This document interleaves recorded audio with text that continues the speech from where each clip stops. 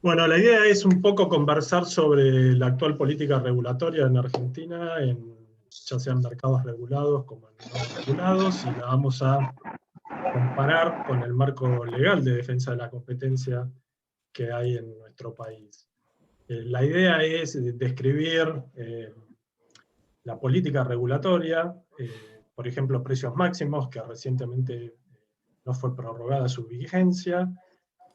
La pregunta es, ¿el gobierno sigue autorizando o no los precios? Si hay acuerdos sectoriales, todo el tema de precios cuidados, la obligación de aumentar la capacidad de producción, también impuesta en su momento a través de la resolución 100, atrasos tarifarios, las restricciones al comercio exterior, claramente en importaciones y muy recientemente en algunos mercados en particular el tema de las exportaciones. Luego, por ejemplo, la creación del CIPRE, es algo que ya había ocurrido en el año 2014, un sistema bastante parecido. Y luego, por supuesto, la intervención del mercado de servicios de tecnología de la información a través del decreto 690. Y la idea de todo esto es tratar de responder si efectivamente toda esta regulación que es dictada por el gobierno y por distintos organismos dentro del gobierno, garantizar legalmente o en los hechos que se cumplan los objetivos que fueron perseguidos por las autoridades al dictar cada una de esas normativas.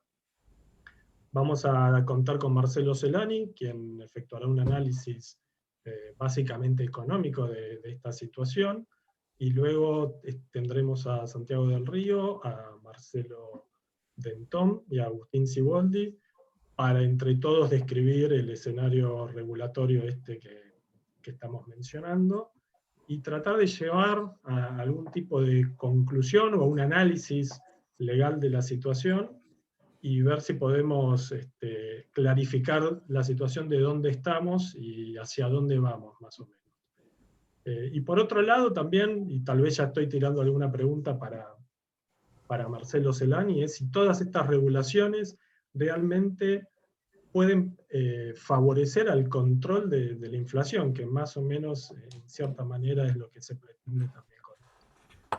Así que bueno, a continuación los dejo con Marcelo Celani, y luego al final de las exposiciones de todos, obviamente podremos abrir a debate y se responderán las preguntas que nos pueden ir haciendo a partir de ahora por escrito, así luego las hacemos. Así que bueno, muchas gracias y adelante, Marcelo. Bueno, muchas gracias, buen día para todos.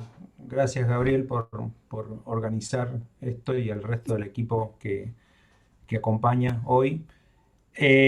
Bueno, a ver, mi rol es un poco el de disparador de lo que después van a decir el resto de los speakers. Y digamos, yo lo que puedo decir son dos o tres cosas que me parece que una de ellas, voy a empezar por la pregunta que me hiciste. Yo el diagnóstico que hago y que hacen muchísimos colegas míos es que hay una suerte de inconsistencia terapéutica, digamos, en el sentido de que hay un diagnóstico, hay una suerte de fenómeno que es evidente, que es la inflación, que es un fenómeno de inconsistencia macroeconómica, pero que la estamos atacando con herramientas microeconómicas. Entonces, esa inconsistencia terapéutica entre el diagnóstico y lo que estamos utilizando, naturalmente solo provoca costos. O sea, digo, esto no solamente no ha funcionado nunca, ya lo sabemos, históricamente la Argentina ha utilizado esta estrategia muchas veces, sino que en cierta medida amplifica los problemas, porque alguna vez tuve la oportunidad de hablar con alguien de la Secretaría y yo le decía, ustedes siempre piensen que un control de precios o este tipo de medidas lo único que hace es postergar el problema. Entonces como que le estamos tirando el problema a las generaciones futuras, el año que viene o dentro de 2 años, cuando sea, pero no estamos resolviendo el problema. Y eso es básicamente por una inconsistencia entre las herramientas que estamos utilizando y el problema que se quiere solucionar. Eso claramente tiene la sociedad, todos pagamos costos porque los precios relativos empiezan a desalinear, entonces, digamos, en economía los precios relativos son tan o más importantes que el nivel de precios. ¿Sí? Para la macroeconomía, sobre todo, es muy importante que en términos relativos, no sé, el tipo de cambio respecto a una tonelada de carne o una tonelada de trigo tenga un precio que sea consistente. Entonces, estas medidas lo que hacen es alterar esos precios relativos, bueno, y eso implica las distorsiones que la mayoría de nosotros ya hemos visto y podemos prever. No estoy diciendo absolutamente nada nuevo. Lo que sí yo veo probablemente como, no sé si diferente, pero a lo mejor con una distinta intensidad en la gestión actual, es que hay una decisión administrativa de llevar estos controles de un modo más férreo y ahí viene el segundo tipo de costos que tienen estas medidas, que son los costos de implementación, que muchas veces se omiten en el análisis. De hecho, cuando se toman las decisiones de ir adelante con estas cosas, en general nadie repara en cuánto cuesta hacer funcionar esto, más allá de que los resultados, ya dijimos, esperables no sean los que se buscan. El costo de implementación, esto es altísimo. Yo tengo un familiar muy cercano que digamos, trabaja en la Secretaría y a consecuencia de esto, bueno, uno ve el nivel de esfuerzo burocrático que hay, es gigante, es exponencial el crecimiento del trabajo y tenemos que agradecer de que estamos en un entorno donde los trámites en el Estado se han digitalizado, porque si esto implicara realmente solo papeles sería, digamos, una cuestión todavía más complicada. Entonces, esos costos de implementación están en el costo de la burocracia, en los inspectores en la calle, en los costos de transacción que implican las negociaciones entre las partes, o sea, entre el Estado y las empresas.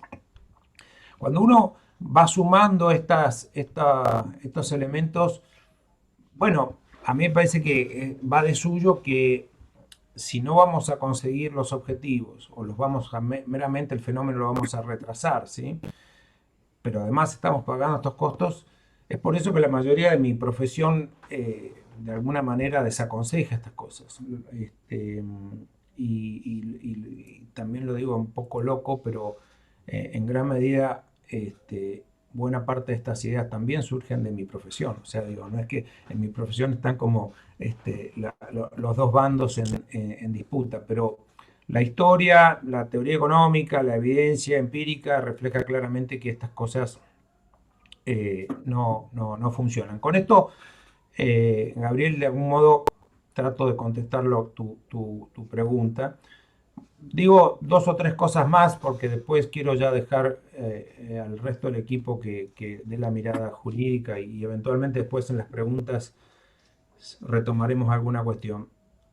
En el caso del control de la capacidad instalada y demás, que es otro conjunto de medidas o enfoque complementario en la política de la Secretaría al tema de control de precios,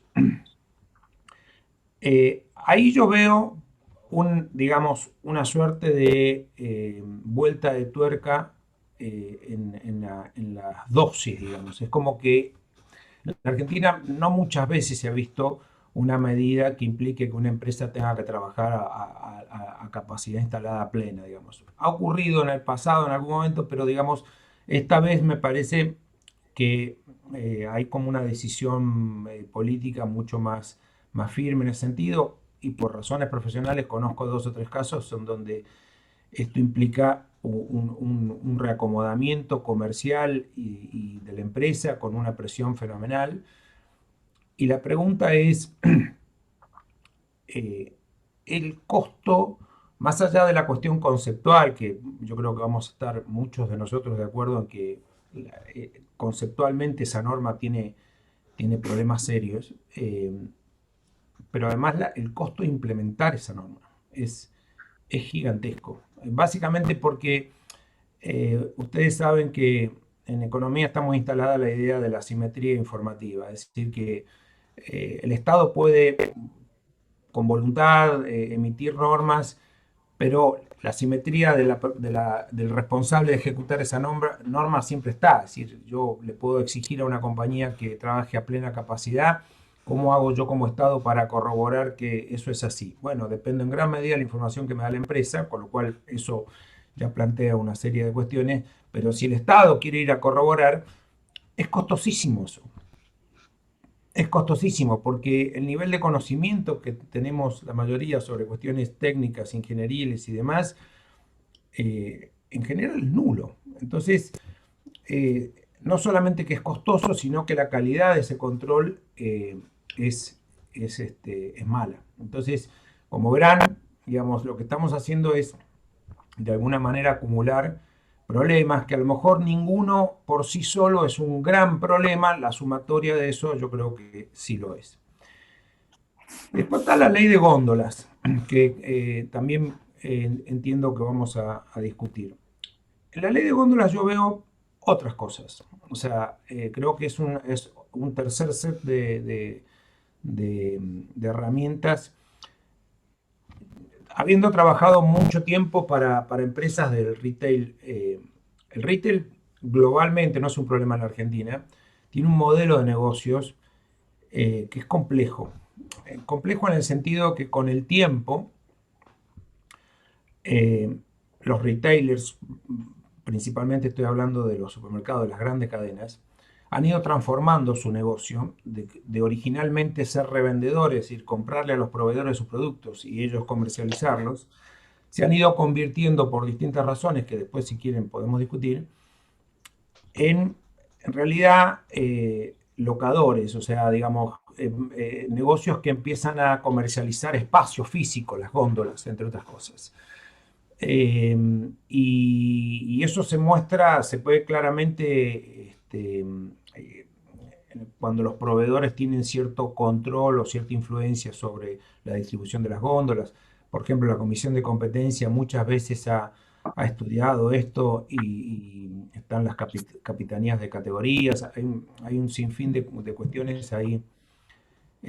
Lo que ha sucedido entonces es que el espacio físico, que es escaso naturalmente, se vuelve un área de batalla, de combate entre los proveedores. Entonces, el diagnóstico, si ustedes quieren, puro de la ley de góndolas, en cierto modo, es decir, bueno, mira, nosotros ahí tenemos un problema porque no hay cabida para, no entran todos.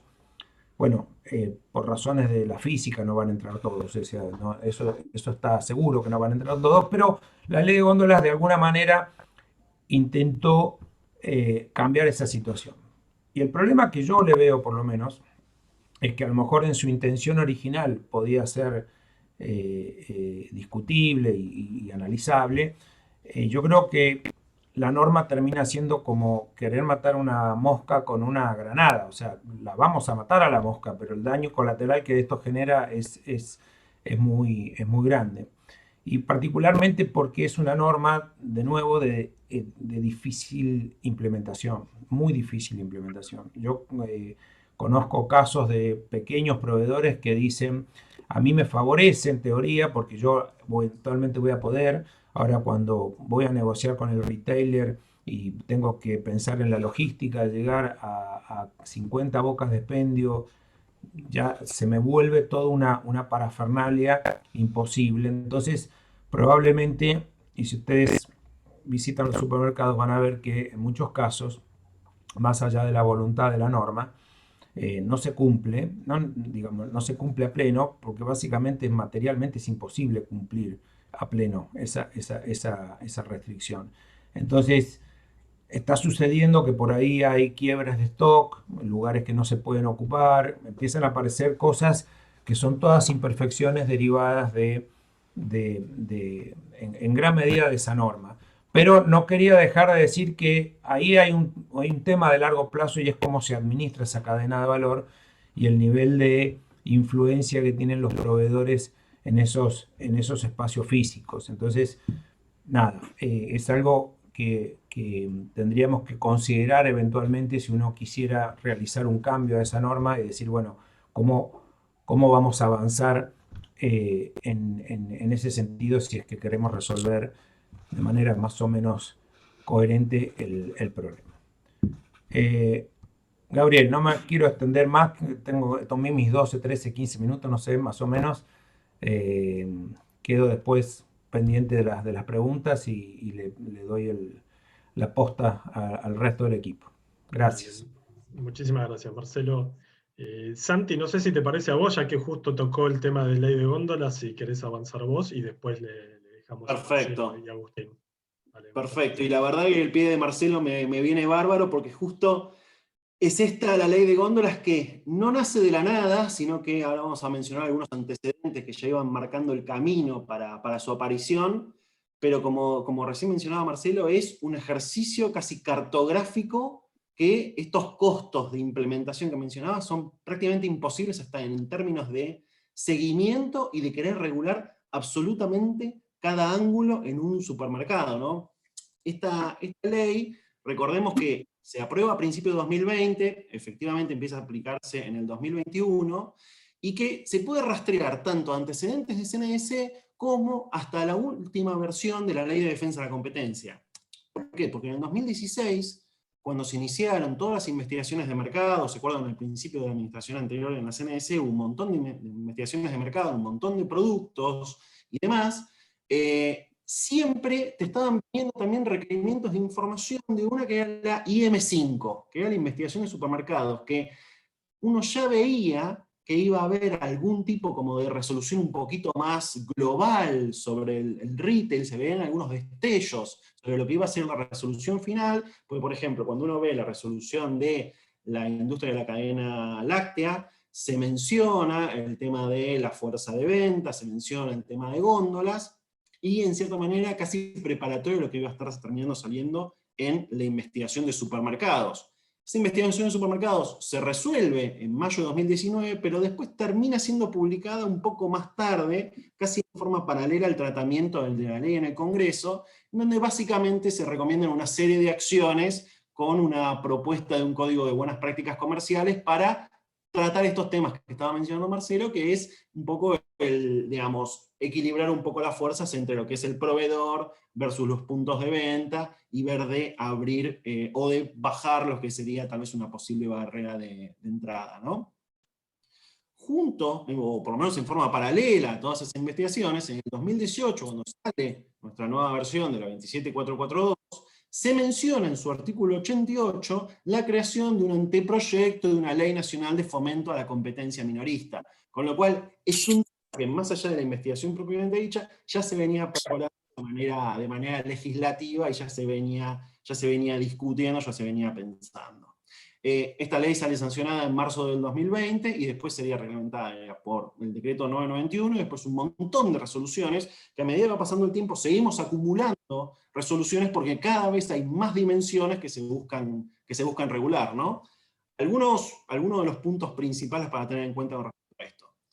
La autoridad de aplicación, después de muchos interrogantes, muchas especulaciones, que en algún momento hasta se llegó a pensar si no podría llegar a ser la CNS, termina siendo la Secretaría de Comercio, de manera específica la Subsecretaría de Acciones para la Defensa de las y los consumidores, que asume las funciones de control y vigilancia, y se deja constancia que asociaciones de consumidores y otras organizaciones pueden asistir en la fiscalización, que eso es lo que terminaría pasando hace algunos meses, si recuerdan algunos diarios, donde estaban las fotos de ciertas organizaciones sociales y demás, que estaban fiscalizando góndolas y hubo bastante ruido al respecto, ¿no?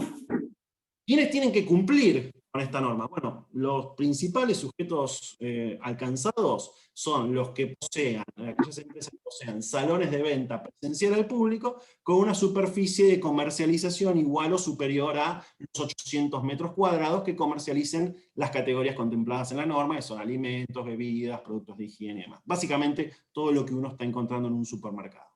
Ahora, ¿cuáles son las reglas que hay que empezar a aplicar? Y acá vamos a hablar de manera muy general, porque van a ver que a medida que va pasando el tiempo, a medida que van saliendo cada vez más resoluciones, este ejercicio que, digamos, realmente es un ejercicio cartográfico de diseño, de góndola, del espacio y demás, cada vez se vuelve mucho más complejo. El principal es que en góndolas y locaciones virtuales la exhibición de los productos debe tener como mínimo 5 proveedores. Cuando hablan de proveedores están hablando de grupos empresarios, o sea, yendo más bien a, en cierta manera, parece ser que está yendo a una noción como la de control, como la que manejamos en términos de defensa de la competencia, y en donde ninguno puede superar el 30% del espacio disponible en esa góndola o exhibición. Ahora, a través de las resoluciones posteriores que fueron surgiendo, y en este afán de sobreregular o tratar de capturar la totalidad del espacio de exhibición, se deja constancia de que los productos en exhibición deben encontrarse agrupados, no deben estar dispersos por todo el punto de venta, deben tener algún tipo de correlato para poder, digamos, para poder evitar alguna distorsión en donde estoy teniendo un porcentaje mayor de exhibición, pero porque lo tengo en 3, 4 lugares diferentes. O sea, se busca a todo momento agrupar categorías para que sean mucho más fáciles de fiscalizar, o sea, estos costos de implementación para asegurarse de que se esté siguiendo con la norma. Asimismo, junto con todas estas reglas, se establece un mínimo de un 25% por categoría para los productos de MIPYMES y 5% para los productos originados en la agricultura familiar, campesina y demás. Después, en todas estas regulaciones también se establece que, digamos, algunos criterios ya que empiezan a ser un poco casi anecdóticos, en donde el precio, el producto con mejor precio debe estar establecido en una altura equidistante entre el primero y último estante. Con lo cual, todos los que tienen, digamos, son relativamente bajos tendrán que levantar el brazo para buscar el producto más barato, todos los que somos un poco más altos vamos a tener que agacharnos para buscar el producto más alto. Digamos, empezamos a regular hasta dónde tiene que estar ubicado ya en espacio, en altura, el producto más barato. En algunas resoluciones posteriores también se entra en mayores especificaciones con respecto a qué se considera más barato, cómo debe ser medido y demás. En locaciones virtuales, o sea, cuando uno hace la compra por internet, se establece que el producto más barato tiene que ser el primero que aparezca. No, eso es algo que no siempre se observa cuando uno está buscando por internet, y también se establece de manera presencial que las islas de exhibición, eso que todos se encuentran en los pasillos, y los exhibidores contiguos a las cajas, donde uno generalmente termina agarrando el último chocolate antes de ir a pagar, digamos, tienen que tener como mínimo un 50% del espacio para pymes. Por otro lado, con respecto a lo que son productos importados, se regula que, digamos, la autoridad va a poder regular el porcentaje que puede llegar a haber en términos de exhibición de productos importados versus productos nacionales, en virtud, digamos, de buscar fomentar el crecimiento de la producción nacional. Como otros puntos para tener en cuenta, precios cuidados terminan estando exceptos de estas reglas porque se regulan mediante los acuerdos que se tienen con Secretaría de Comercio con respecto a su exhibición, y en cierta manera uno hasta podría pensar que es casi un incentivo para tal vez lograr un poquito más de exhibición en caso de entrar en esos programas. Los congeladores exclusivos, en principio de acuerdo a la norma, no están alcanzados, pero después todas las otras regulaciones posteriores, así como el código que eventualmente se dictaría, te establecen de que, bueno, que en realidad sí se van a poder limitar a efectos de evitar la sobredimensión. Después la norma y las resoluciones tienen un montón de, digamos, ¿cómo les puedo decir?, de reglas con respecto a la negociación contractual entre proveedores, entre, digamos, entre los puntos de venta, en donde, por ejemplo, este código se emitió, el Código de Buenas Prácticas Comerciales de Distribución Mayorista y Minorista, regula temas que van desde el tratamiento de los consumidores hipervulnerables, pasando por el régimen de entrega de envases de botellas, de bebidas, y pasando por el intercambio de información sensible o hasta los precios predatorios, o sea, temas que ya están plenamente analizados en otra normativa y que en definitiva, si uno los quisiera aplicar, podría utilizar tranquilamente la Ley de Defensa de la Competencia. Y para buscar fiscalizar todo este universo, de vuelta, toda esta cartografía de los supermercados, todas las empresas tienen que presentar, debieron presentar en abril, y después cada 90 días tienen como una especie como de, llamémoslo de high o resolución 7 de las que existían en IGJ, digamos, tiene que presentar ante Secretaría de Comercio plano de distribución de las góndolas, islas de exhibición, donde se detallan las dimensiones de los estantes, o sea, literalmente cuánto tiene cada uno de los estantes por cada una de las categorías, los listados de las actas de la comercialización de la totalidad de los productos alcanzados por cada salón de venta que tienen, agrupados por categoría, el proveedor que tiene mayor espacio de exhibición, el incumplimiento transitorio por falta de competencia, por falta de existencia de proveedores, y se establece que esta declaración jurada versus una fiscalización pudiera realizar in situ, nunca va a poder implicar un desvío superior al 20% de esto que se esté presentando ante Secretaría de Comercio. Provincia de Buenos Aires siguió la misma norma, le agregó algún que otro local cuando sacó una norma local en donde estableció de que también se va a poner una etiqueta identificando la producción bonaerense, y la verdad es que todo este conjunto de normas te muestran que esto es un universo en donde todos los días están saliendo nuevas resoluciones, aclaraciones y demás, porque la verdad es que buscaron detallar absolutamente todos los hechos o todos los productos, todas las ofertas que hay en un supermercado.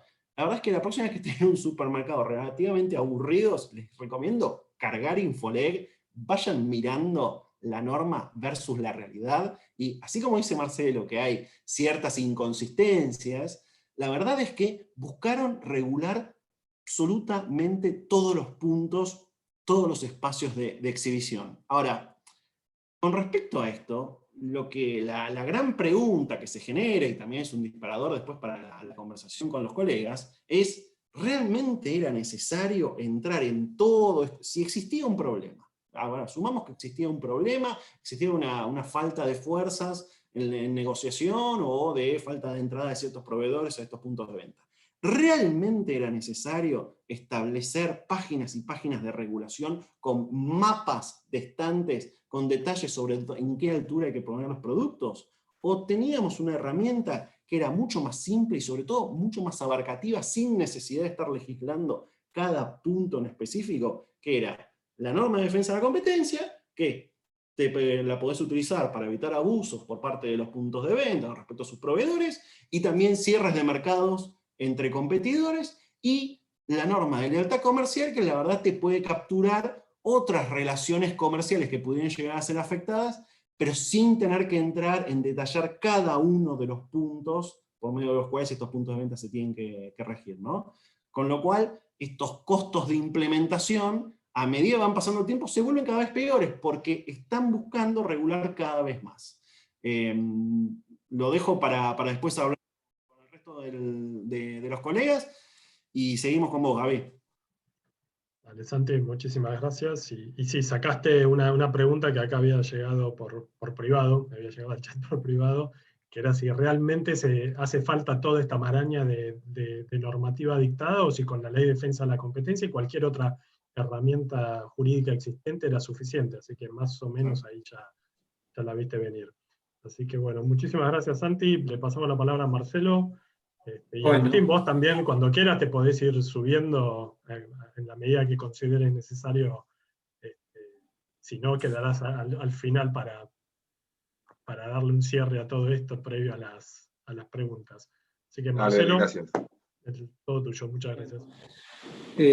Bueno, yo creo que justamente la última pregunta que quedó en el aire, que hizo uno de los asistentes a esta presentación, desnuda que hay un profundo descreimiento, ¿no?, por parte del gobierno, de este gobierno y de anteriores gobiernos, de la aplicación de las leyes de defensa de la competencia como modo de regular desvíos en el mercado. Es decir, no se cree en la ley de defensa de la competencia, o no se cree que la ley de defensa de la competencia pueda establecer una solución relativamente rápida para un problema. Y digamos, y ahí esta problemática nos lleva al comentario de Marcelo Celani, de que intentan, digamos, resolver un problema macroeconómico con medidas microeconómicas. Es decir, probablemente los problemas que intentan, digamos, muchos de estos problemas, no por ahí el acceso a una góndola, ¿no?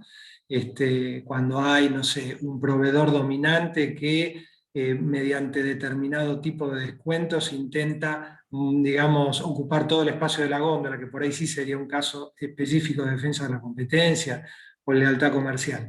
Pero en la mayoría de los otros casos, probablemente tenga razón el gobierno en que la ley de defensa de la competencia no sería eficaz, pero tampoco estas medidas que estamos comentando. Ese es el punto, digamos, ¿no? Ni uno ni otro. Yo quería simplemente hacer un rápido repaso de las distintas normas que se han dictado recientemente de regulación de la economía, y básicamente quería compartir esta diapositiva, y les pido que no se asusten, para que vean, si yo la achico un poquito, para que vean el tamaño que tiene, ahí ven un poco, digamos, la extensión que tiene. Básicamente yo quiero hacer como una especie de, digamos, repaso, una especie de tour del trencito del terror por las distintas normas de regulación de la economía, divididas por distintos tipos de medidas, lo que es regulación de condiciones de abastecimiento, las que imponen regímenes de información, las que imponen controles de precios y las que establecen control de exportaciones y las que establecen u otorgan facultades de fiscalización, ¿no? Entonces, no se preocupen, digamos que no voy a ir, digamos, punto por punto, pero básicamente, digamos, acá tenemos primero la declaración de emergencia, ¿no? Por la ley 27.541, estoy hablando, digamos, de principios del año pasado a la fecha, es decir, si bien los controles de precios existen en el mundo, desde que el mundo es mundo, y en la Argentina desde por lo menos la década del 70, después tenemos la infame, digamos, ley de abastecimiento del año 74, justamente, que, bueno, sujeta mucha polémica. El decreto de desregulación 2284 del 91 la había suspendido, salvo que hubiera una declaración de emergencia dictada por el Congreso, y luego la ley fue modificada en el año 2014 por la 26.991, que por un lado digamos, morigeró un poquito en cuanto a que eliminó las sanciones penales, por ejemplo, determinó la aplicación supletoria de la ley de procedimientos administrativos y no, digamos, la normativa penal,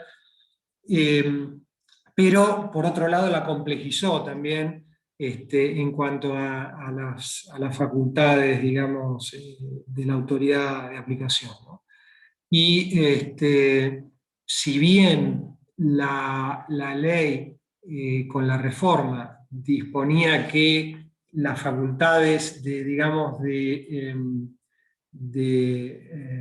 aplicación directa de normativa que de regulación del comercio, sea en cuanto a abastecimiento o precios máximos, etc., requerían de determinadas conductas descritas en el artículo 4 de la ley, que se verifique un abuso, por ejemplo, un precio abusivo que no corresponda a los costos, un desabastecimiento específico, etc., lo cual parecería, digamos, dar una cierta confianza de que se requiere una situación probada y puntual para aplicarla. Lo cierto es que, digamos, cuando se declaró la emergencia y luego tenemos el decreto 260 de 2020, que es el que, digamos, otorga enormes facultades al Poder Ejecutivo para regular la economía, lo cierto es que la mayoría de la normativa de control de precios que se dictó a posteriori asume que hay una situación de desabastecimiento generalizada, digamos, ¿no? Un poco quizá motivada por los primeros faltantes específicos de insumos vinculados con el mercado de la salud, es que después se, digamos, extrapola esos faltantes a prácticamente toda la economía. Y entonces se repite un poco esa justificación normativa en la mayoría de las normas que se dictaron a continuación. Acá, digamos, en el grupo de normas que fijan condiciones de abastecimiento, acá están resaltadas en amarillo las que estarían vigentes todavía, ¿no? Hay muchas que ya por suerte perdieron vigencia. Entonces tenemos, como dije, el DNU, que establece en lo que respecta a condiciones de abastecimiento la facultad del gobierno para prevenir el desabastecimiento de insumos críticos. Luego tenemos resoluciones que efectivamente disponen condiciones de abastecimiento para insumos críticos, por ejemplo la resolución conjunta 1 del Ministerio de la Producción y el de Salud, que establece la prioridad digamos, de adquisición de estos insumos por establecimientos sanitarios, que tienen que informar cada 5 días, que tienen que informar sus planes de producción cada 3 meses, o de los próximos 3 meses. Luego tenemos la resolución conjunta 6, que es la que regula el abastecimiento y los precios del oxígeno líquido medicinal a granel. Recordarán que hubo alguna acción iniciada contra algunas empresas de oxígeno líquido. Esta vencería el 28 de julio de este año. Establece un control de precios y también la famosa obligación de producción, digamos, al máximo de la capacidad instalada. Después tenemos una resolución conjunta también, pero del Ministerio de Agricultura, Ganadería y Pesca, que tiene que ver con el establecimiento de un fondo fiduciario aceitero para, digamos, una especie de subsidio al sector aceitero para garantizar precios internos accesibles de aceites envasados para consumidores finales. Es decir, acá le dan un cierto, digamos, una cierta salida a las empresas aceiteras y los exportadores de alguna manera subsidian los precios internos. Todas estas estarían vigentes. Esto no pretende ser un cuadro exhaustivo ni necesariamente correcto en todos sus aspectos, es de alguna manera un trabajo en proceso, ¿no? Después tenemos el decreto espejo, digamos, de la provincia de Buenos Aires, el 177, que venció el 15 de mayo, que de alguna manera era el reflejo de la famosa resolución 100 de la Secretaría de Comercio, que también perdió vigencia, que establecía también condiciones de abastecimiento de ciertos bienes. Después, bueno, tenemos digamos, la distinta normativa vinculada con la resolución 100, que también establecía, en lo que respecta a esta parte del gráfico, la obligación de maximizar la producción y la distribución de los bienes.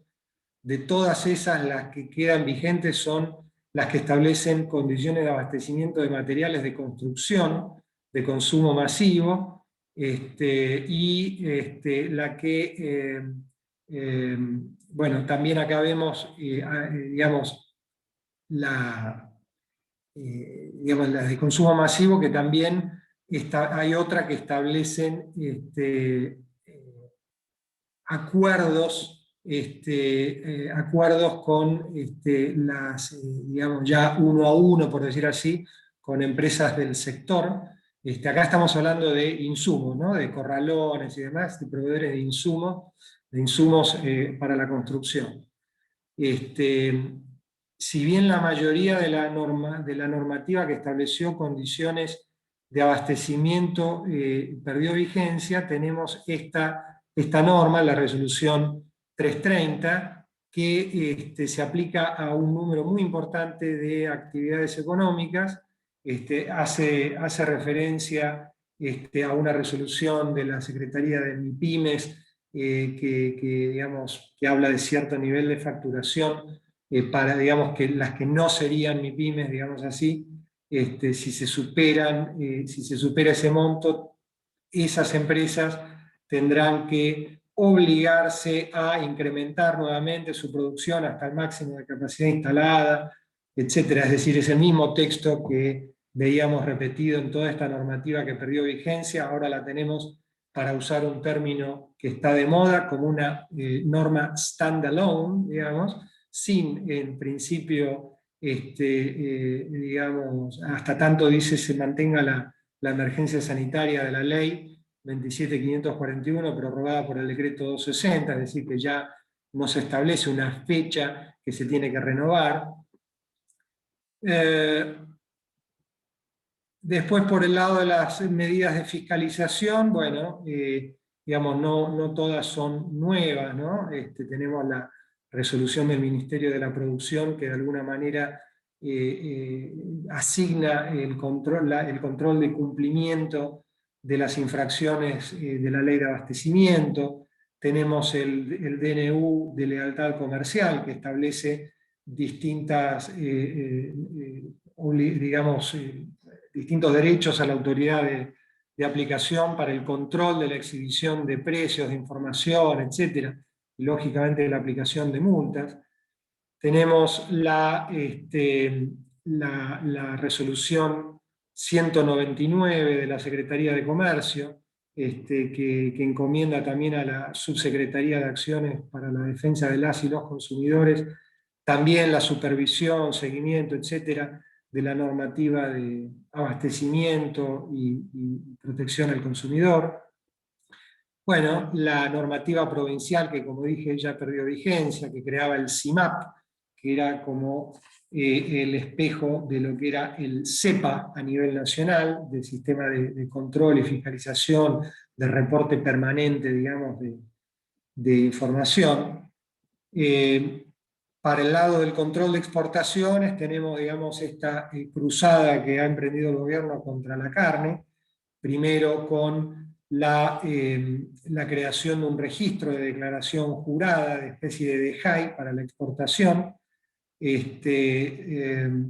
luego seguida por una suspensión por 30 días de las exportaciones, que venció el 19 de junio, para luego ser reemplazado por la suspensión directamente hasta el 31 de diciembre de este año de las exportaciones de carne, para luego aflojar un poquito, digamos, la cuerda y a través de esta resolución conjunta del Ministerio de Agricultura y del Ministerio de la Producción, que establece un cupo, digamos ahora, un cupo a nivel anual y a nivel mensual, digamos, de 29.770 toneladas, ¿no? Por supuesto, todo tiene alguna excepción, pero básicamente, digamos, hay un torniquete que todavía persiste sobre las exportaciones del sector cárnico. Yéndonos a la parte superior derecha de este cuadro, tenemos las medidas de controles de ventas, en donde tenemos esta medida del Ministerio de Salud, que es un, digamos, spin-off del decreto 260, que establece la intervención prácticamente de lo que es la fabricación de ventiladores mecánicos invasivos, que básicamente requieren no se pueden exportar, requieren la previa autorización del Ministerio de Salud, esa está vigente. La resolución 114 de la Secretaría de Comercio, que limitaba la venta de, entre otros productos, barbijos, también termómetros, barbijos N95 al personal de salud, esa ya no está vigente, creo que tenía una vigencia por 90 días. Puede haber algún otro sector que esté regulado de igual modo, no necesariamente, como dije, esto está completo. En lo que son las medidas de regímenes de información, hay muchísimas, digamos. Digamos, acá un poquito, en muchas de estas normas, la génesis es la resolución 12 de 2016, es decir, dictada por el gobierno de Juntos por el Cambio, que crea el CEPA, como un régimen informativo, digamos, para el retail, que luego fue tomada por la resolución 100 y todas las que la sucedieron, diciendo que, bueno, que todos aquellos establecimientos sujetos a la resolución 12 y también a otra resolución que abarcaba a supermercados o establecimientos mayoristas, tenían que congelar básicamente o retrotraer los precios, ¿no es cierto?, al régimen vigente o a los niveles vigentes al 6 de marzo de 2020. Y esa, digamos, bueno, la voy a mencionar en unos minutos, pero básicamente esta resolución 12 creó el CEPA. Después tenemos otra norma que tampoco es nueva, que es la resolución de la Sindicatura General de la Nación 36/2017, que es la que establece el régimen de precios testigo para determinadas compras públicas. Esta norma fue modificada por una que está por abajo, más abajo, perdón, que es la, que es la, a ver si es esta, hay una por ahí abajo, acá, la resolución de la Sindicatura 148/2020, que exceptúa del régimen de precios testigo, que digamos obedece más a lo que es una aplicación de la Ley de Defensa de la Competencia o de normativa afín, exceptúa de este régimen aquellos precios que hayan sido establecidos por otra normativa como precios máximos. Entonces se aplicará ese precio máximo, básicamente dice. Hace referencia a la resolución 100, que ya no está vigente, con lo cual habrá que ver si esta resolución sigue vigente, ¿no? Y Marcelo, después ¿te tenemos... puedo interrumpir un segundito? Gaby.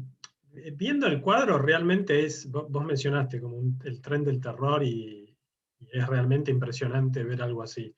En 2 minutos más, ¿podrías resumir lo que resta de tu presentación? Así Sí, absolutamente. Sí, ya estaba terminando, perdón, porque yo realmente soy es sumamente increíble engorroso. mirarlo de esta manera, ¿eh? La verdad que el trabajo Sumamente es enorme. Si ustedes ven, digamos, digamos, las normas que persisten, la creación del CIPRE, ¿no es cierto?, del famoso CIPRE, que establece un deber de información periódica de precios y demás, seguida por la creación del CIFIRE, que ahora no solo controlan, ¿no?, y acuérdense un poco la introducción de Marcelo Celani, ¿no?, la forma de fiscalización de esto es imposible, digamos, ¿no? CIFIRE, que las empresas tienen que informar a través del TAT los rótulos de nuevos productos para que la autoridad verifique que los rótulos digamos, establecen información veraz, ¿no es cierto? Relacionado con eso, el Código de Buenas Prácticas Comerciales, vinculado a la temática de góndolas, ¿no? En fin, después tenemos las normas de controles de precios, ¿no?, que hoy por hoy persisten en lo que es aceites, en lo que es gas licuado de petróleo, que bueno, que eso siempre tuvo también, ¿no es cierto? Las de oxígeno medicinal están venciendo, como dije antes, y ahora todas estas normativas, bueno, hay cosas específicas, ¿no?, de la industria de la construcción. Como vos mencionaste, Gaby, al principio, ¿en qué quedó toda esta normativa de precios máximos? Bueno, quedó en acuerdos, digamos, empresa por empresa, que básicamente no quiere decir que no hay controles de precios ahora, simplemente que, digamos, ahora no hay una normativa, digamos, una espada de Damocles que persiga a las empresas, pero las empresas tampoco tienen libertad para aumentar los precios, tienen que llegar a acuerdos con el gobierno. El gobierno promete aumentos bimestrales o revisiones bimestrales, van, digamos, en rondas paulatinas con las distintas empresas, con lo cual sigue habiendo un control de precios de facto, y bueno, y esto es, digamos, se patea la pelota hasta por lo menos fin de año, y es un cuento de nunca acabar, básicamente. Así que bueno, hasta acá llego. Muchas gracias, Marcelo. Agustín, todo tuyo. Gracias. Bueno, buen día para todos. La idea es poner en evidencia, si se quiere, que arrancó Marcelo con mucha claridad y luego con mucho detalle Santiago y Marcelo Dentor nos ayudaron a entender la maraña regulatoria que ha generado la política de intervención en la economía que plantean las autoridades, y hasta qué punto esto convive con un bienestar económico general, con la maximización del bienestar de todos los argentinos. Desde la teoría económica, Marcelo nos explica que esto no es viable, que esto no es la forma, que no va a producir ese resultado.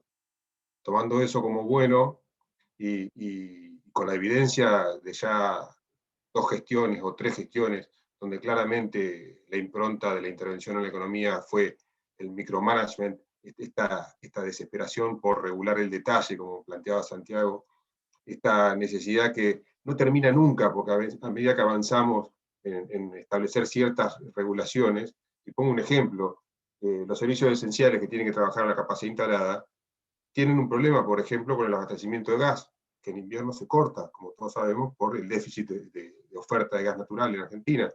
Y eso ocurre que la Secretaría de Energía tiene que salir a improvisar excepciones a las restricciones de consumo de gas por los grandes usuarios que producen bienes esenciales a capacidad instalada.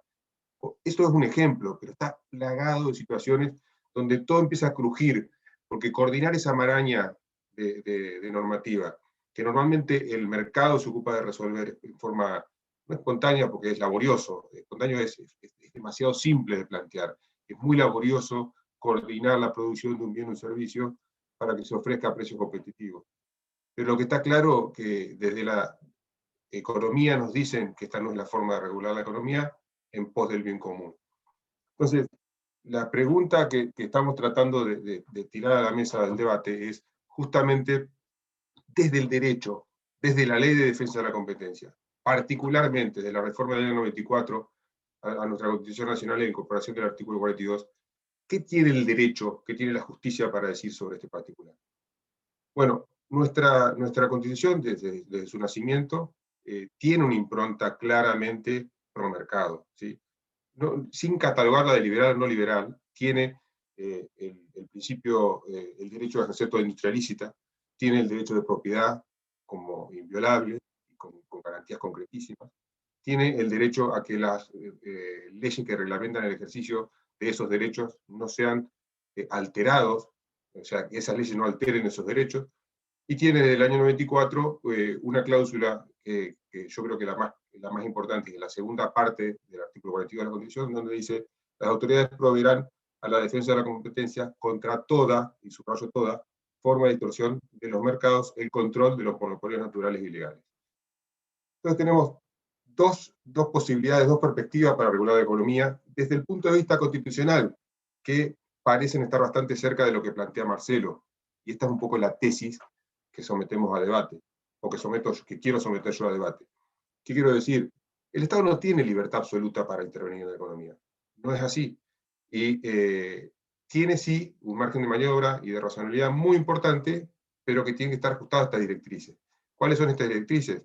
Los mercados que pueden desempeñarse en forma competitiva, lo que tienen que hacer las autoridades es proveer a la defensa de la competencia contra toda forma de distorsión de los mercados. Entonces, toda normativa, y en términos abstractos y simplistas extremos, pero sirve para hacer el punto, toda normativa que se contraponga contra esta regla, bueno, puede ser tachada de inconstitucionalidad. Y por el otro lado, tiene la obligación de controlar los monopolios naturales y legales.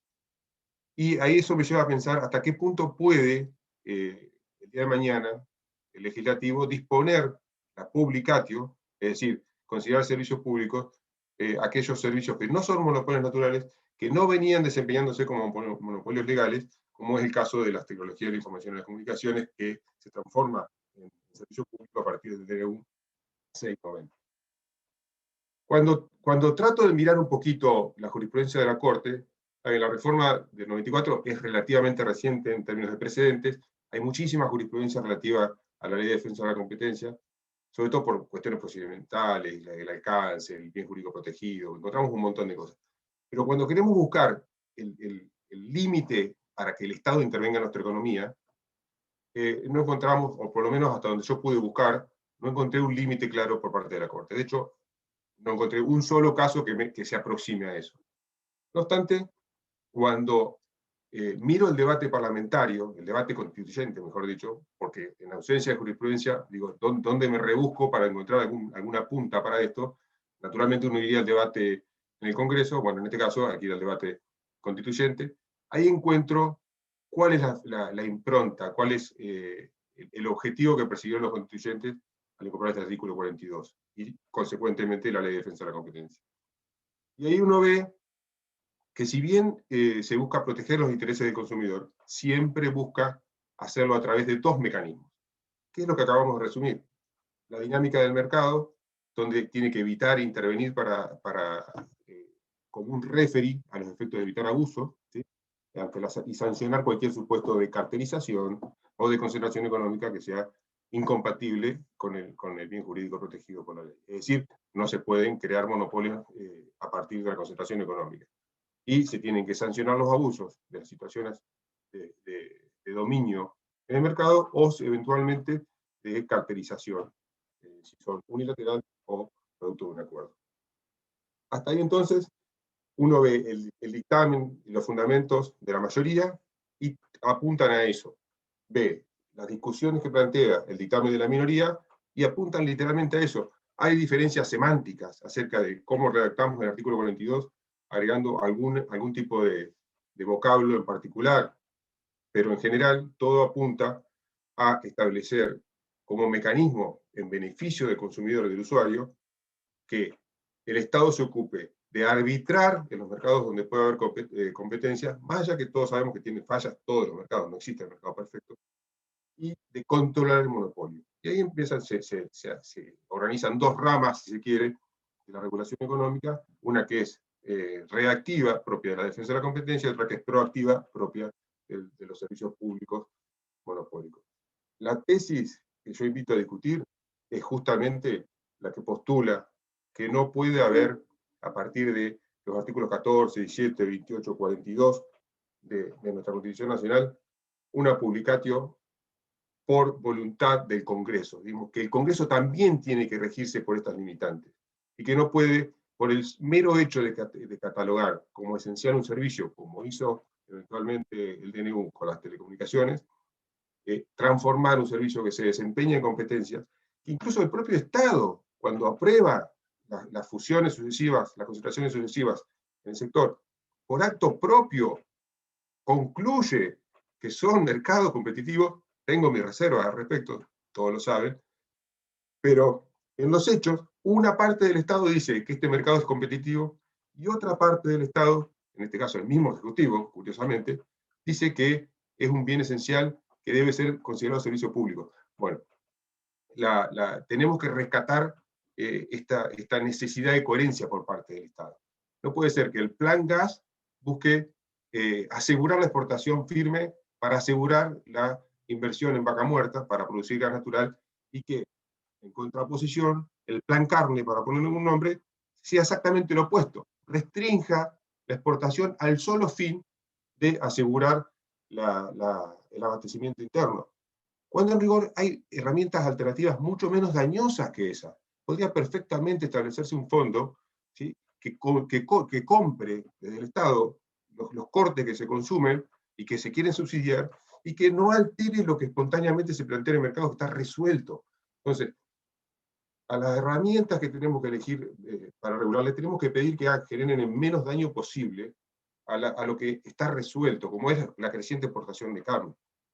Y así hay un sinnúmero de casos. Pero bueno, yendo a lo concreto, cuando buscamos encontrar en la jurisprudencia estos límites, no los estamos viendo. Se ha visto en los recientes fallos cautelares con relación al DNU 690 del 2020, que estamos hablando de tecnología de la información y las comunicaciones, ciertos atisbos. Las partes, Telecom, Telecentro y DirecTV, plantearon con toda claridad una construcción parecida a esta, por ahí más apalancada en el 42 que en el 28, esto que las leyes no pueden alterar los derechos constitucionales, derecho de propiedad e industria lícita, pero la Cámara, la Sala 2 de Contencioso Administrativo Federal, lo que termina resolviendo es escapando un poco el argumento del artículo 42, y dice constantemente que parece escapar a un criterio de razonabilidad la forma en que se reguló el servicio público de TICS. Y adicionalmente que le traslada al privado una carga, la prestación universal, que se llama, que el ENACON les puso precio y contenido, que implica una privatización del costo de promocionar el acceso a un servicio, la accesibilidad de un servicio. Entonces, cuando traspolamos eso a la carne, caemos en la cuenta que le cabe el mismo razonamiento. Cuando traspolamos eso a la tarifa de gas y electricidad, y vemos que está congelada, solo en el ámbito federal, seamos claros, porque en el interior la luz eléctrica, el servicio eléctrico aumenta porque los fiscos provinciales no tienen capacidad de generar recursos para solventar esos subsidios. Cuando llegamos a esa circunstancia, volvemos a ver lo que señaló Marcelo al principio, que es un déficit sistemático que está cubierto por recursos privados, es decir, el generador de electricidad o el productor de gas que no ve remunerada su actividad adecuadamente, o el distribuidor o el transportista de gas o electricidad que sufre las mismas circunstancias. Entonces, ahí empezamos a ver que hay una cierta lógica que se empieza a ver en la jurisprudencia. Ojalá que esto prospere y que tengamos de aquí en adelante mayor claridad acerca de qué puede hacer el Estado en materia de regulación, qué no puede definitivamente hacer, como forma de curarnos en salud y tener una suerte de teoría de la regulación que nos habilita a entender qué es lo que puede hacer el Estado. Bueno, ahí dejo planteado el debate para no aburrir. Muchas gracias, Agustín. No sé si a alguien del público que está participando le gustaría hacer alguna pregunta a los expositores.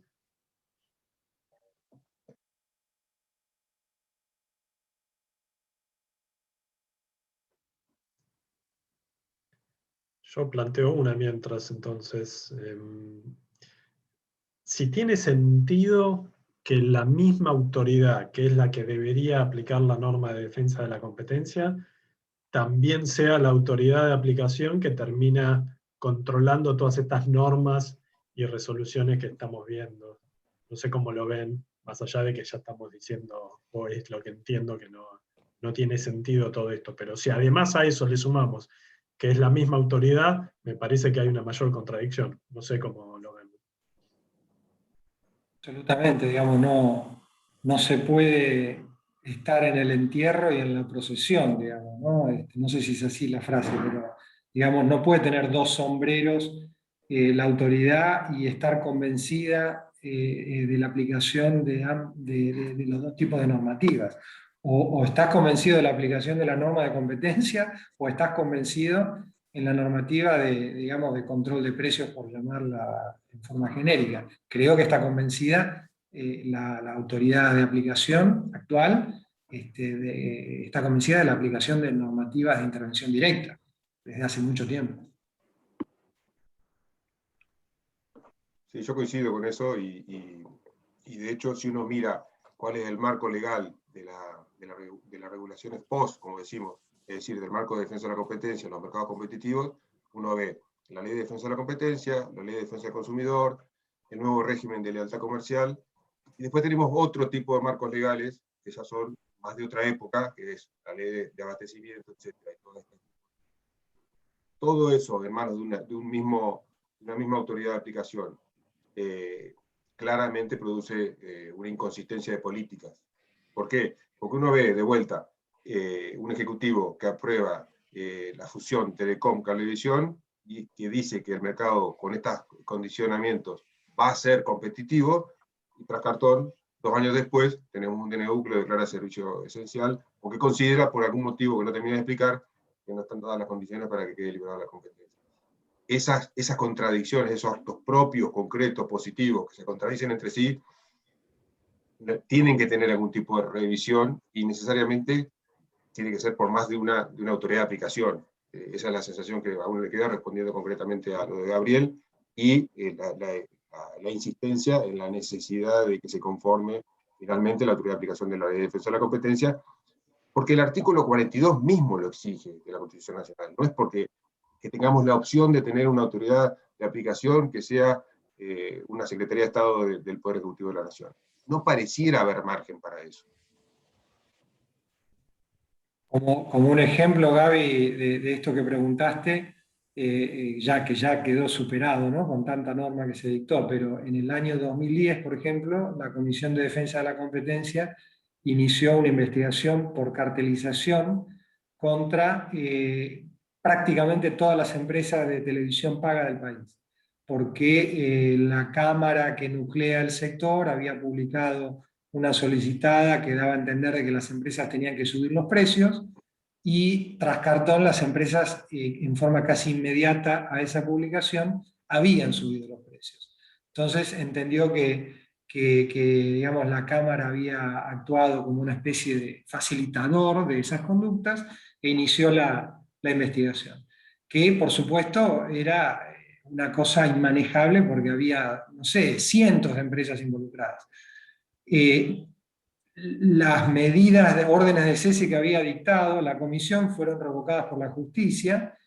La comisión no avanzó en esa investigación en absoluto e inmediatamente la Secretaría de Comercio dictó una norma, la resolución 50 de 2010, que fijó, digamos, estableció, reguló el precio de la televisión paga, ¿no? Es decir, tras, digamos, haber iniciado o haber tratado la conducta como lo que debió haber sido, digamos, una investigación de cártel, y al no haber obtenido digamos, un resultado inmediato con esas órdenes de cese, dijo, bueno, regulo todo, que en realidad no lo reguló contra todo el mundo, sino solamente contra una de las empresas de cable, ¿no? Que fue contra la única que intentó ejecutar esa medida. Así que ahí tenemos un ejemplo, para mí, que muestra cómo, digamos, cuando se usa la ley de defensa de la competencia, se la usa sin ningún tipo de convencimiento digamos, de sus beneficios, ¿no? Muchas gracias, Marcelo. Mike, vos prendiste la cámara, por favor. Gracias, Gaby. Muchas gracias, muchachos. Muy buenas las presentaciones de los Marcelos, Sau, Santi, la verdad que es súper interesante. Yo me preguntaba, en una economía tan intervenida, donde claramente no hay mercado, no se cree en el mercado, se cree en el dirigismo, o sea, lamentablemente estamos en un país en el cual los políticos creen que pueden dirigir la economía y que pueden decir cuánto podés producir y cuánto no podés producir y a qué precio y si es al máximo, si es al mínimo, o sea, claramente estamos en lo que los economistas llaman una economía absolutamente dirigida. Entonces yo me preguntaba, ¿cuál es el rol de defensa de la competencia o de la comisión en este momento? Porque parecería que los roles están equivocados, porque vos tenés una maraña de regulaciones dirigiendo la economía, que Marcelo las mostró muy claras con ese cuadro, y después tenés una comisión de la defensa de la competencia, que cuando aprueba una concentración económica habla del excedente del consumidor, de situaciones de competencia, mejoramiento del consumidor. O sea, claramente hoy el rol de la Comisión Nacional de Defensa de la Competencia está absolutamente desdibujado, como lo dijo Marcelo, pero yo la pregunta que hago es, ¿qué debería hacer hoy la Comisión de Defensa de la Competencia? Porque en un país donde no hay competencia, donde no se cree en la competencia, donde el gobierno central cree que puede dirigir la economía, ¿cuál es el rol de la Comisión de Defensa de la Competencia? ¿Seguir, digamos, insistiendo en, digamos, vigilar la competencia o cambiar totalmente su manera de pensar y empezar a actuar en línea con este concepto de dirigismo? No sé si se entiende mi pregunta, pero a lo que yo quiero ir es que en el fondo hay una diferencia entre lo que hace la Comisión Nacional de Defensa de la Competencia y lo que hace la Secretaría de Comercio y el resto del gobierno al tratar de dirigir la economía, digamos, ¿no? Perdón si fui muy extenso con el razonamiento. Adelante, Agustín. ¿Puedo arrancar con un pequeño comentario de eso? Sí. Buenísimo el punto, Mike. La verdad que me encanta. Y es bien provocador y está muy en línea con lo que decía Gabriel antes. Ahí vemos que si uno repasa la ley de defensa de la competencia, se da cuenta que la autoridad de defensa de la competencia tiene facultades para comentar sobre normativa, por ejemplo, y emitir recomendaciones, como lo hizo con el Face en su momento, con la marca sí, respecto de un sinnúmero de casos, que, por ejemplo, cuando se aprueba la fusión Telecom-Cablevisión, que la COM la prueba y concluye la operación pendiente de defensa de la competencia, y hay ejemplos, pero barbas. Y ahí es donde uno se da cuenta que es clave que la Autoridad de Defensa de la Competencia sea independiente del poder político. ¿Por qué? Porque tiene que tener la autoridad suficiente, la independencia y la imparcialidad y la solvencia técnica necesaria para poder desafiar aquello que viene dado por otras autoridades del mismo Poder Ejecutivo que contradicen el artículo 42 de la Constitución Nacional, la Ley de Defensa de la Competencia y los derechos constitucionales adicionales que mencionamos, industria lícita, propiedad privada, etc.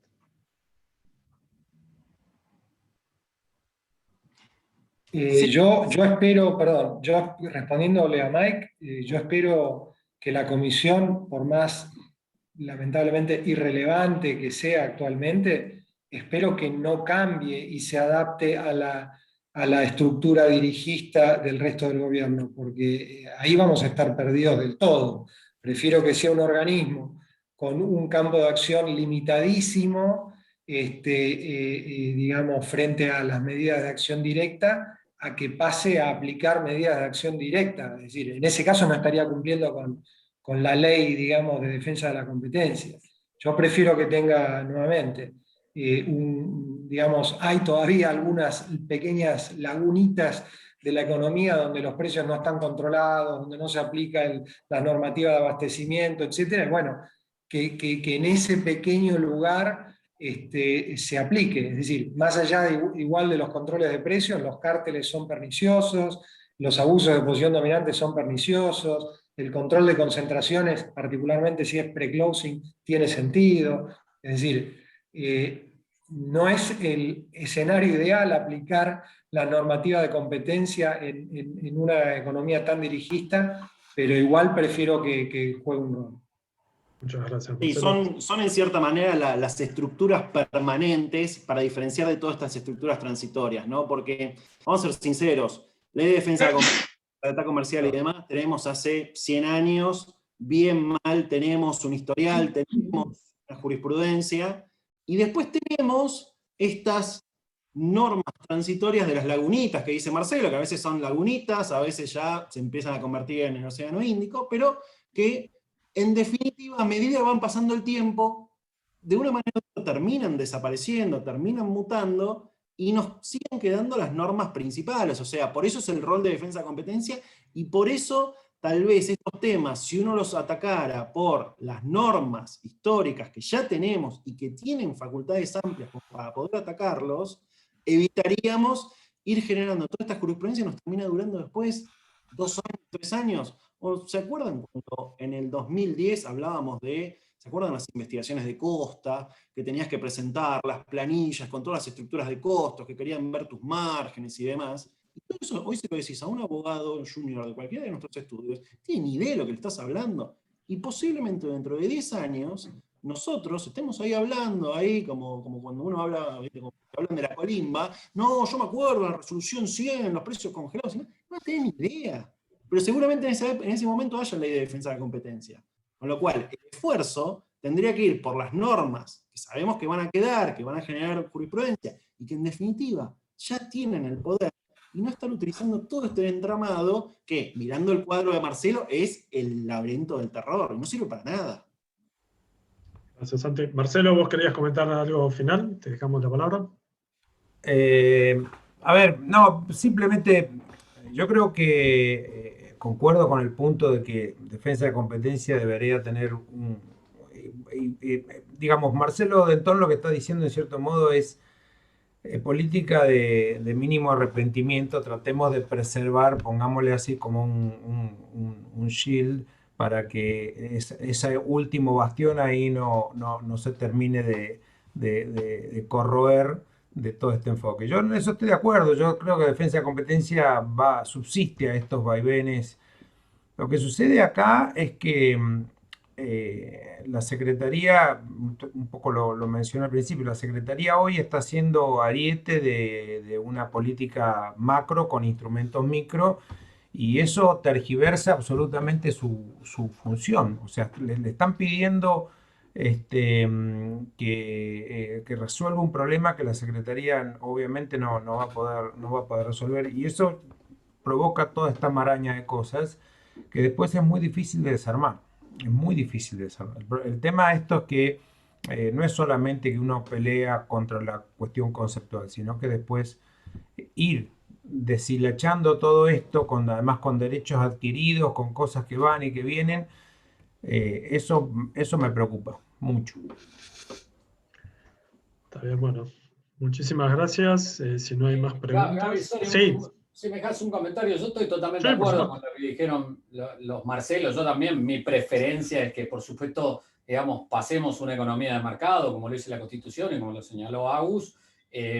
Lo único que a mí, digamos, yo marcaba el punto porque me termina haciendo ruido de tener esta isla que en el fondo lo que dice no está en línea con lo que dice el resto del gobierno. Y eso es un poco lo que a mí me hacía ruido.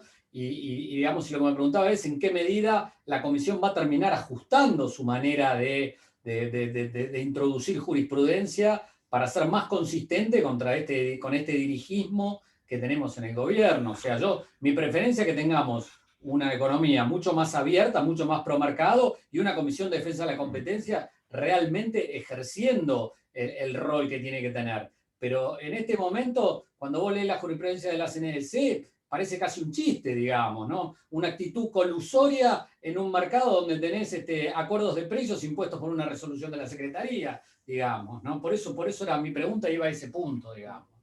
¿Viste, Mike, que hay algunas resoluciones de la Comisión en donde hace referencia a las medidas, digamos, intervencionistas del gobierno, de otras esferas del gobierno, y lo toman como algo dado, ¿no? Por ejemplo, no sé, me acuerdo una de Molinos Harineros, ¿no? Creo. Sí. Decían, bueno, hay medidas de... Que no hubo perjuicio del interés económico general porque la medida había sido dictada por el caso Carvape, era ese. Exactamente. Sí. Entonces, se dan esas resoluciones que marcan una intersección entre los dos mundos, ¿no? Es decir, claro. Se encuentran el terrícola con el alien, ¿no? Sí. Y entonces dice, bueno, existe esto, yo lo tomo como algo dado, que está bien, no lo puedo modificar, no puedo decir que está mal porque, bueno, es el gobierno mismo que lo dictó. Es lamentable, pero creo que la forma en que lo encara en esos casos está bien. Pero bueno, es todo muy triste, ¿no? Pero en esos casos debería la autoridad tener un párrafo adicional diciendo lo que corresponda desde la técnica, de la especialidad, diciendo esto está bien o está mal.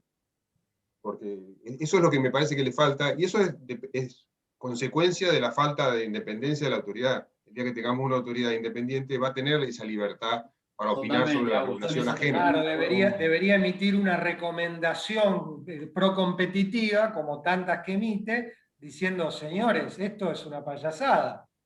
Porque si empezamos a sacar, si tuviésemos que hacer así, abuelo pájaro, una proporción de quién distorsiona más los mercados, si el sector privado a través de carteles o de posiciones unilaterales de dominancia, yo me animo a tirar una proporción mayor de un costado que de otro. No sé ustedes. Así es. Bueno, ya que nos pasamos un ratito del horario que teníamos previsto, les agradezco a todos la participación y bueno, veremos cómo se va dando todo esto en el ámbito de defensa de la competencia. Esperemos que sea proactiva la CNDC, ¿sí? Para ese rol que vos mencionas, Mike. Bueno, un fuerte abrazo Gracias a todos. Y buen día, Bueno, saludos a todos y gracias por estar. Chao. Chao.